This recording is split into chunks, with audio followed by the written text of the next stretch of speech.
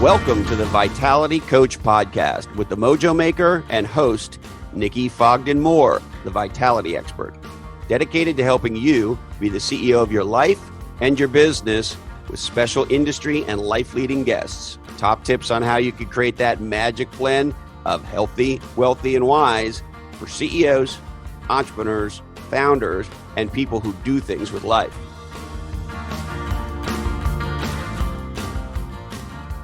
Hi guys, it is Nikki Fogden-Moore and welcome back to the Mojo Maker Show. Here in 2019, it's been a long time between episodes. We're kicking off as we head through into an exciting new series around a new book and some great interviews. So stay tuned for those. We've got 10 fantastic interviews coming up, 10 episodes with 10 leaders in life. So more about that at the end of the show.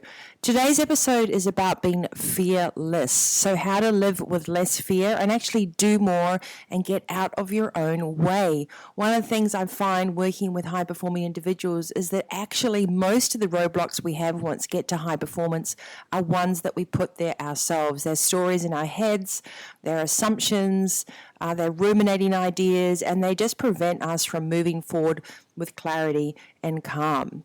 Now, weeks and weeks offline I've had, which has been amazing. For those of you that want to try digital detox and get off social media, I highly recommend it. It's been a slow grind to get back, one post a week and then slowly building up from there. So to be back recording on the show and to have a cool schedule lined up with some great interviews that I'll be heading off to do for March is really exciting for me, and I knew that I just needed that time out to have a break.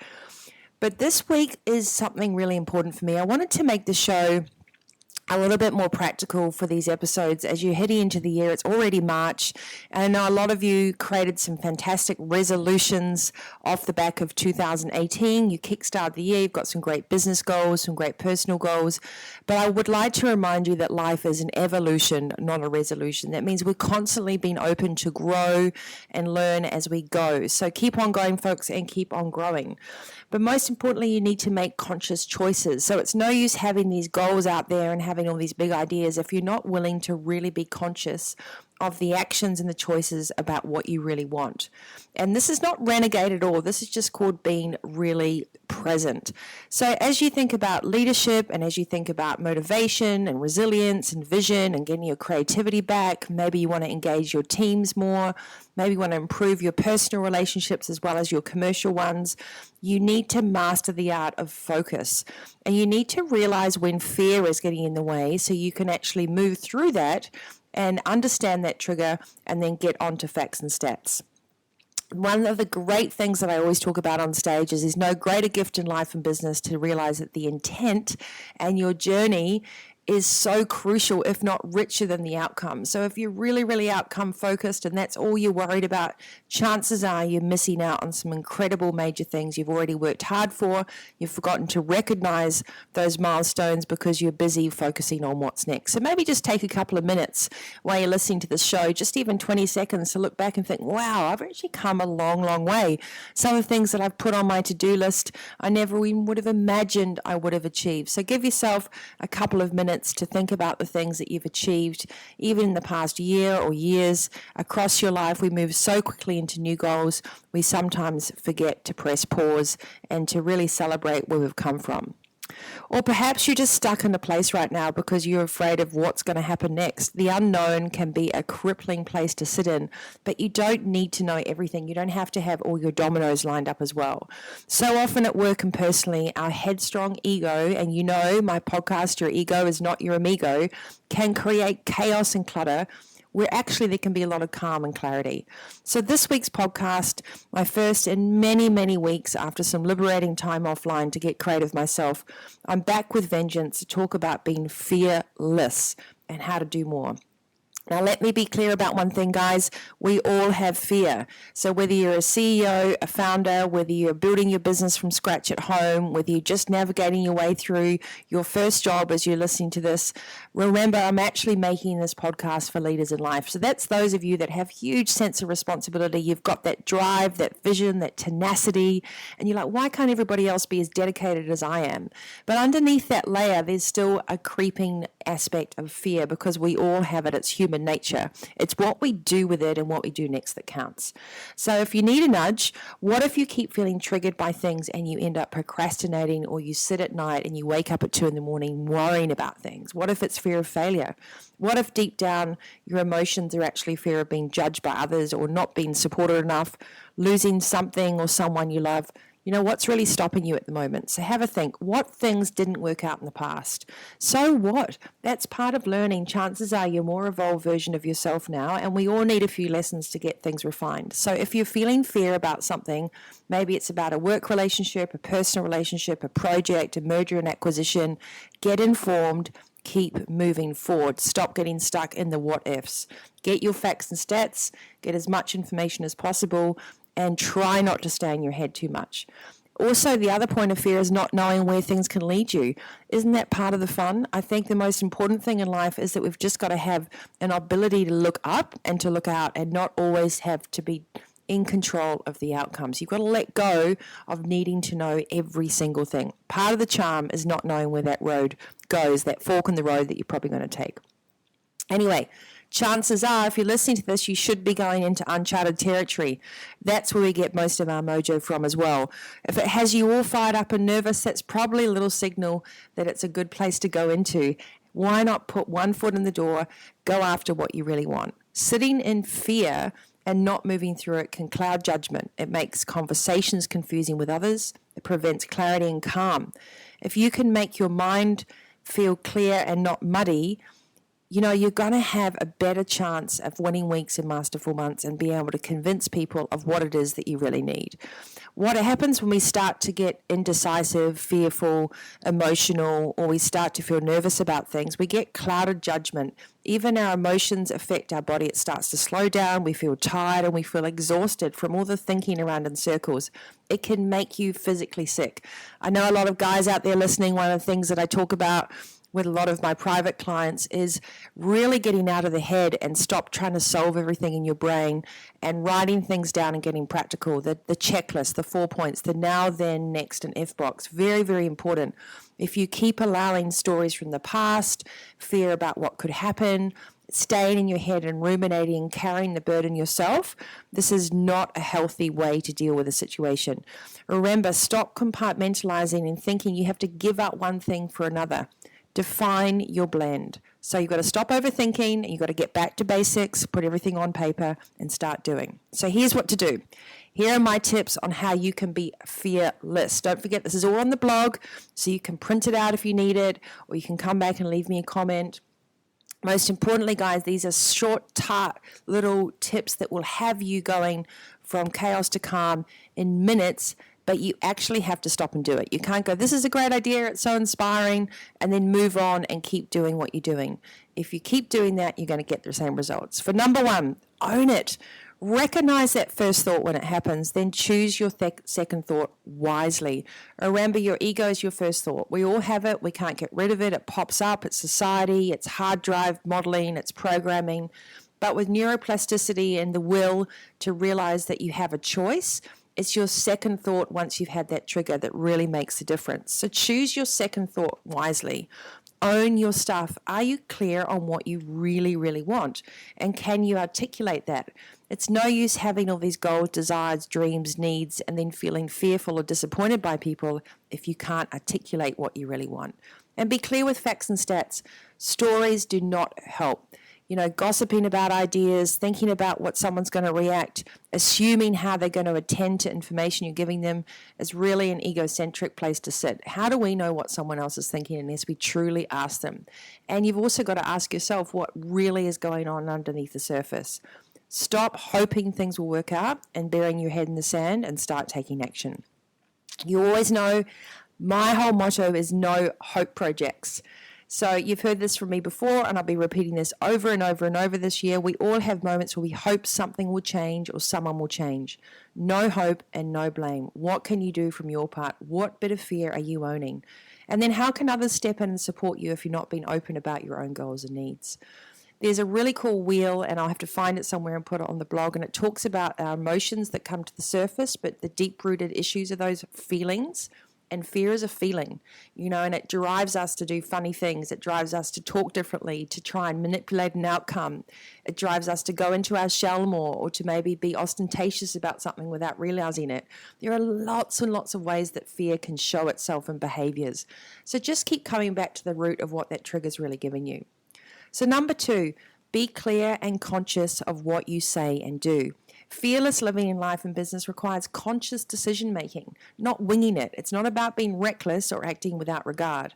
Fear is important because it gives you that extra kick and adrenaline. It lets you know that you're really on point with something. But at a certain point, you need to recognize that it's there, understand it, and forge ahead with conviction.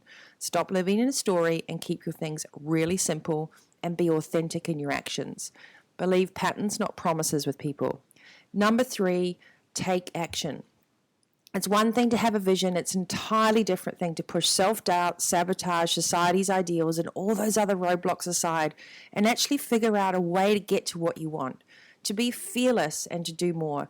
Being fearless and tapping into the potential of what's ahead of you or any given situation really requires a plan and accountability. So taking action means making choices on where you spend your time and who you spend your time with. It also means don't avoid the good things or the good people because you're afraid it won't last. Those old things like it's too good to be true, I don't really believe that person is like this deal looks too good. Your vibe attracts your tribe. If you keep assuming things aren't good enough or they're too good to be true, chances are you're going to push that away anyway. Do more with positive people and limit your negative spaces. It sounds simple, but very often we shy away from doing that. Lean into the stuff that makes your heart sing. Gradually take yourself away from the things that sap your energy and that don't feel right. And then actually define what next looks like. And then keep refining it so others that are key people in your life can understand the remit as well, and you can share that clearly. That means family and work. Don't just close the door on your partner because you've had a big day or you're not sure what you're going to do strategically at work and you think they won't understand. It's very important not to condescend people and to have good communication about what's going on in all areas of your life. You'll find that you'll have better collaboration, better understanding, empathy, and you'll give each other compassion about what's going on in your world. So here's a little recap. I hope you're still with me on being fearless. Here are the 3 things to do when you react or feel fear or sense doubt. We all have it, so don't sit there and telling me that you're 100% made of titanium and these little things don't creep into your day. Number 1, acknowledge it. Own your stuff. Number 2, identify exactly what you're afraid of. Are you afraid of failing, not getting a project, pushing someone away? What is it? Really write that down. Get it out of your head and onto paper. Be conscious. The 3rd thing is lean in. Go towards the good stuff, guys, and the good people, even if it's one step at a time. Stop going backwards. If there's a glimmer of light, that's all you need to know that you're on the right path. It might not have everything trajectoried out, but let go of trying to control all the steps and just do the next right thing. Take action. Most of all, I want to leave you with one message today, and that's dare to be specific. Please don't shy away from what great looks like to you, not just in business, but your life. If you don't define what you want, you know my motto, you'll get what you're given. We have to have the courage and we have to carve out the space, even if it's 30 minutes on the weekend, to think, what does great look like? Having the courage to live with this and with kindness to yourself and others is so fulfilling. But you need to be fearless in your choices about it. It is vital. I need and love having friends and mentors who challenge me in this area. They call me on stuff when they know that I'm not really stepping in to the true potential. We keep each other very accountable. Who's in your dream team to keep you accountable? So, some general reminders from me, giving you some mojo. You will never have more time than you do right now. This is it. If you want or sincerely need more from others, please don't be afraid to ask, including your team, your boss, your board of directors. What is it that you really need in order to perform at the highest level with clarity, conviction, and great communication? But first of all, ask yourself what you're doing on your own side of the street. Are you being open and honest? Because if you are, it's so rewarding, it's ridiculous. Leading at work and at home requires leading by example. Most of all, team, please don't apologize for having drive, energy, and ambition for your happiness. It's so important. The closer we can get to living the now and running a life and business that we love, the better the ripple effect. Companies are the new community. The more we find ourselves, the more we challenge this old status quo of that's the way we've always done things, the better we will be. Just because you get to play in the Champions League doesn't mean the speed of the game or the intensity is any less. In fact, it's like playing the top level tennis. The higher you get, the faster the ball comes. There's more pressure than ever. So dial in deeper, team. Level up your personal high performance. Think about what you're fearing the most. Identify it, write it down, and be in charge of how you're going to react to that. To your true self, you need to come from a place of centered clarity, and that means letting go of trying to control others and instead just do the work. It's my absolute undivided mission this year to help you cut through this clutter in life, to help stop overwhelm, to reduce burnout, to help people stop freaking out and intelligent, incredible people opting out. I really want to ensure you, my listeners, my clients, the teams I work with, and the families that are part of their world are empowered to glide through all these challenges we face. So this is really what my third book's going to be about. It's a rally out there, so ensure you've got the best crit crew. Ensure you have a crew around you that know what they're doing, an incredible dream team, and a darn good roadmap. So reach out if you need one. That's exactly what I'm going to do, is help you guys create a roadmap for this year that leads to remarkable success. In the meantime, don't forget, on my blog, I've put a little clip to Navy SEAL Jocko Willink. As you know, he's a take no prisoners type of guy, and I think sometimes we just have to stop whinging, pull our socks up, look forward, dust off, get up, and start moving forward. So if you need another pep talk, I'll put the link to that in there as well. Please enjoy. Remember, I'm here for leaders in life. I want you to succeed in all areas, but that means sustainable success. If you want to find out more about coaching with me or anything else coming up with our retreats, the Dude Retreat, and our corporate programs, please drop us an email, nikki@thevitalitycoach.com.au. Leave us a comment on iTunes. It's really good to be back. We'll be doing an amazing 10-part series, and I've got a few 6-series things on being fearless. The next one's going to be on blaming less. And also I'll be sharing some top tips on the new book that's coming out mid-July, bigger than ever. Maybe I've bitten off more than I can chew, but who knows? I'm certainly enjoying the process.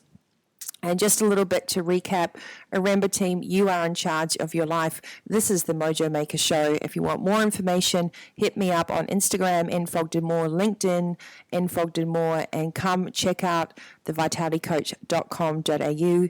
As always, you stay healthy, wealthy, and wise, and you are in the driver's seat of life. Thanks for listening. Thanks for tuning in.